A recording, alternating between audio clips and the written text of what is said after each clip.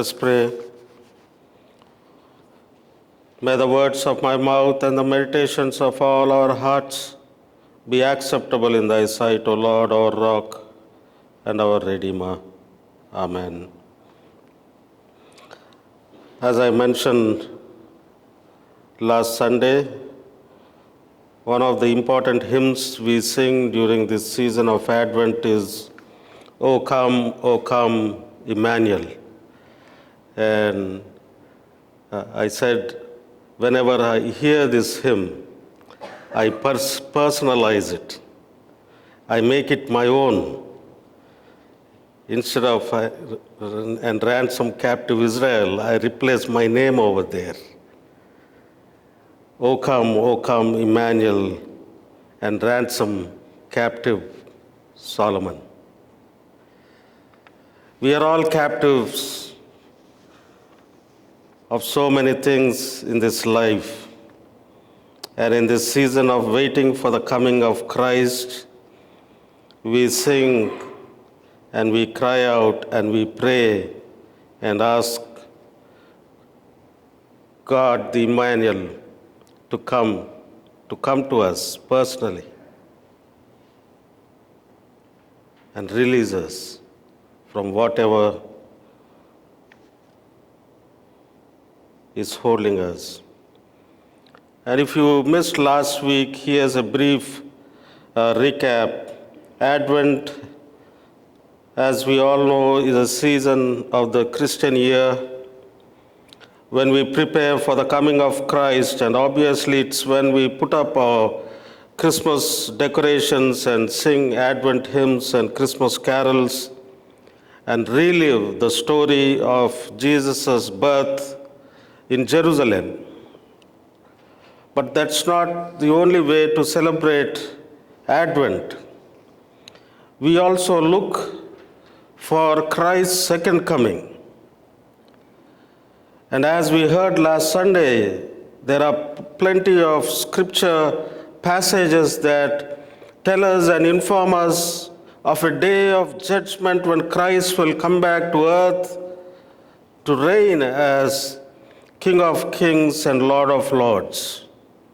And we anticipate and we wait for that day and we prepare and like to be ready for that day. And then there's the scripture for today, the scripture that was read to us. It was not about the birth of Jesus, or it's not about the second coming of Christ, but it talks about recognizing Jesus as the Christ in the here and now. Here and now. Recognizing Christ as King of Kings and Lord of Lords. The scene is that of John the Baptist, who is out in the wilderness preaching good news that the long-awaited Messiah is coming.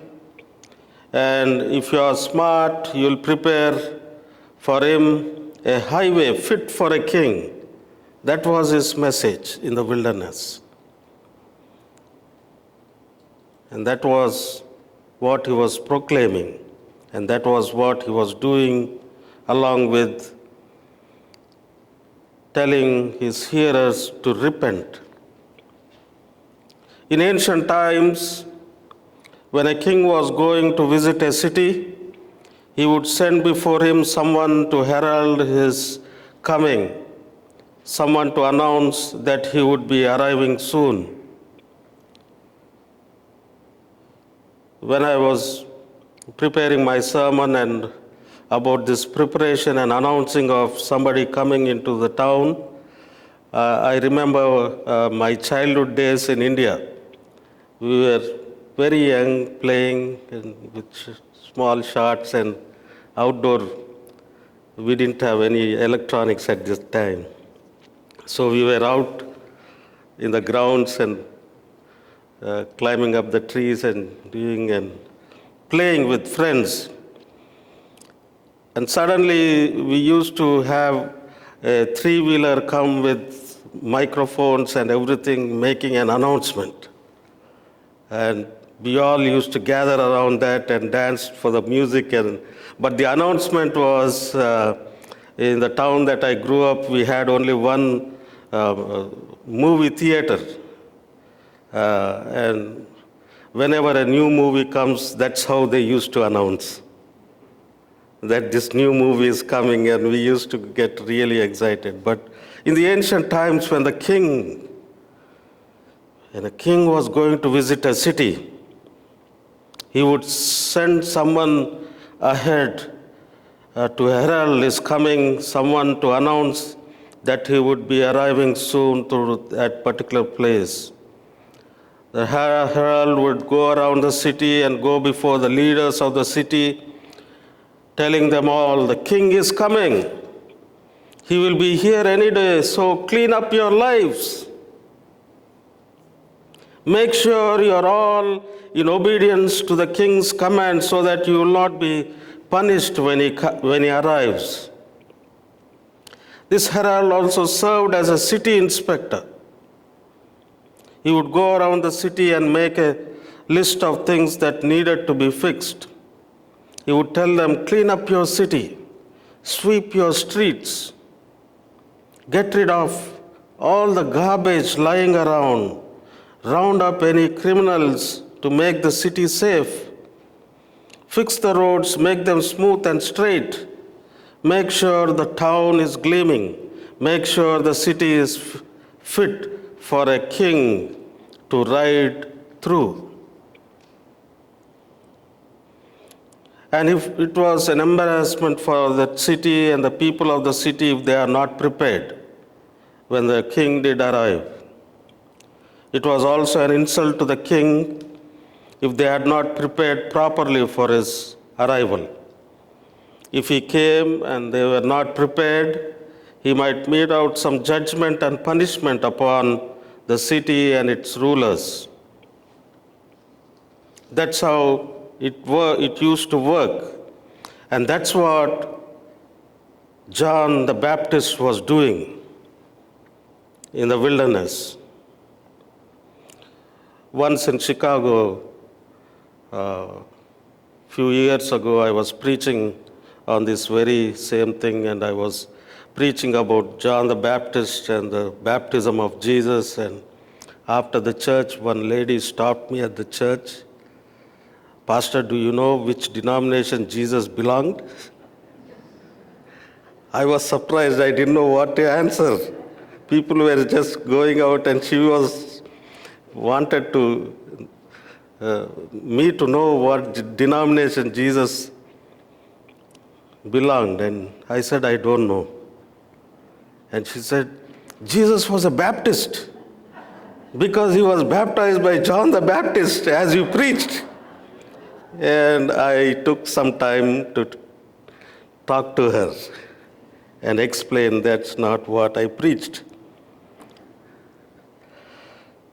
But as we look at Luke chapter 3, this is what we see going on. The king is coming, and he has sent a herald to announce his imminent arrival. The king, of course, is Jesus Christ. The Gospel of Matthew brings out very clearly. But we have also seen that Christ is king in the first 2 chapters of Luke, if you read that. The angel told Mary in Luke chapter 1, verse 32, that her son would sit on the throne of his father David, and he would reign over Israel forever. And of his kingdom there would be no end. Zechariah's prophecy about Christ in Luke chapter 1 said much the same thing. When Jesus was born, the angels came and trumpeted his birth and gave him a kingly welcome. But the herald, the one who will pronounce his coming, is John the Baptizer. And from that sermon onwards, I stopped calling John the Baptist, but I started calling him John the Baptizer. I prefer to call him the John the Baptizer instead of John the Baptist because, frankly, the Bible doesn't tell us what denomination he was. But John has come as a herald to make sure that the king's subjects are well prepared for the king's arrival and coming. John has come to prepare the way. And John prepares the way by doing what a herald does. He proclaims a message. In other words, he preaches. That's what preaching is, after all, right? It's a proclamation of God's message. John's message is that the people need to repair their lives and prepare for Christ's coming. He does this by calling the people to repent and be baptized. Consider how the world handles and prepares for the coming of Christ, and especially for Christmas season today. Consider how you and I are preparing for the coming of the Christ child. Preparing decorations, planning for food and gifts. As Christians, we need to be careful that all the noise and business of the Christmas season does not drown out the voice in the wilderness, telling us to prepare the way for the Lord. We are all called to take up the role of the herald. We are all called, all of us who are living in the wilderness of this world today, are called to proclaim the coming of the Lord and make sure that we prepare the way for the coming of the Lord, so that the Lord can come and touch and heal and dine and be with the weak and vulnerable. As the scripture says, where every valley shall be filled, every mountain and hill shall be made low, and every crooked way shall be made straight, and the rough ways made smooth, so that all flesh may see the salvation of God.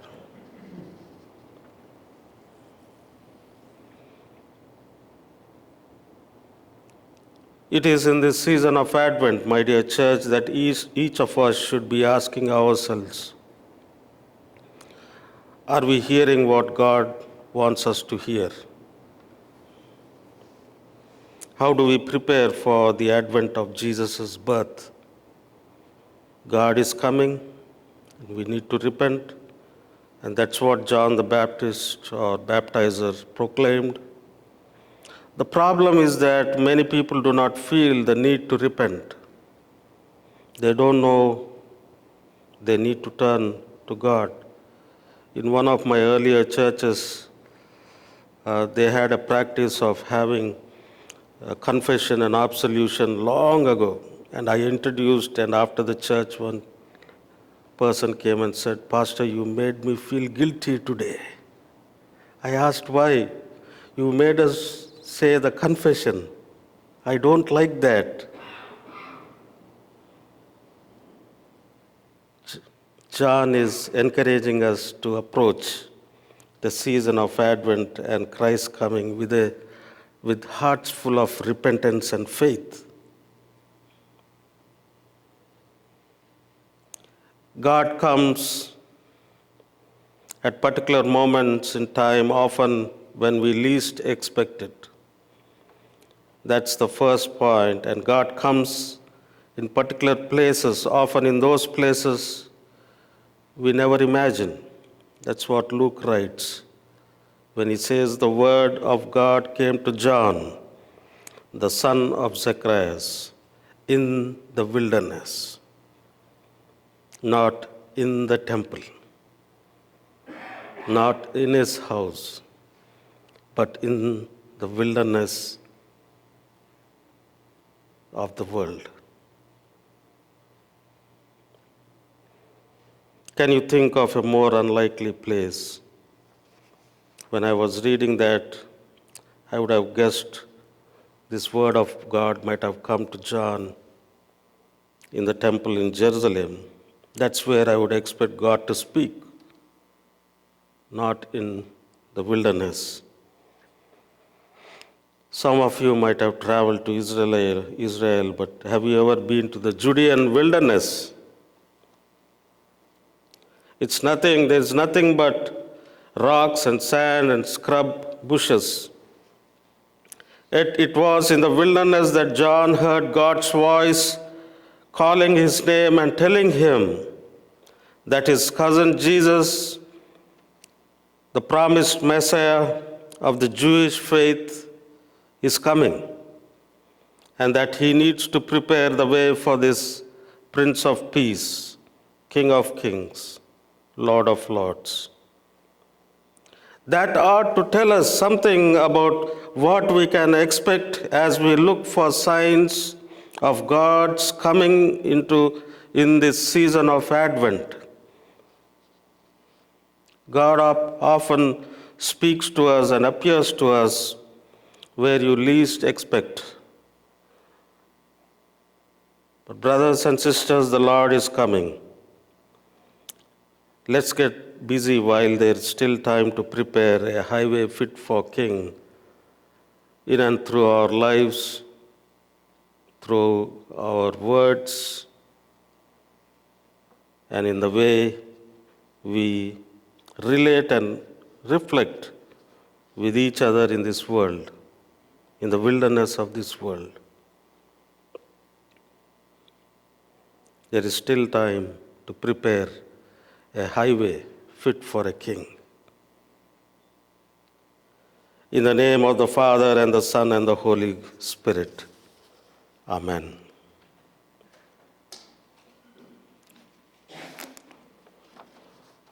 Let's all rise and affirm our faith by saying together the Apostles' Creed as found on page 881 of the United Methodist Hymnal. I believe in God, the Father Almighty,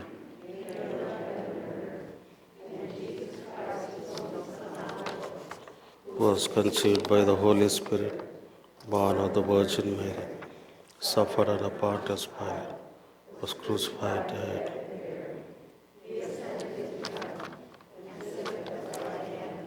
The Father Almighty. From there he shall come to judge. I believe in the Holy Spirit, the Holy Catholic Church, the communion of saints, the forgiveness of sins, the resurrection of the body, and the life everlasting. Amen. Please be seated.